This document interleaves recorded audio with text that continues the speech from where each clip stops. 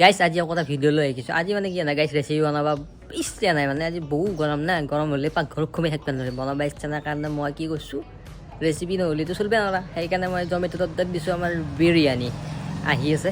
আহি গৈছে মানুহটো লৈ আহিছোঁ ৰ গাইছ, লৈ ল'লোঁ মাল, এতিয়া কৰিম টেষ্ট। গাইছ এতিয়া আনবক্সিং টাইম আধা আধি খুলিছোঁৱে, বাকী ঠিকেই আছিল। পেকেজিংটো বাপৰে বা, লগত আহিছে পিঁয়াজ, জ্বলাৰ কিবা চাটনি, এয়া আছে বিৰিয়ানী আৰু কি মাংস কেইপিচমান মাৰিছে আৰু কণী এটা আহিছে আৰু অলপমানকৈ আহিছে। 360 টকা লৈছে হাণ্ড্ৰেডতে। বাৰু এতিয়া আমি টেষ্ট কৰি কেনেকুৱা হয় আমি চাওঁ। এতিয়া টেষ্ট কৰিম,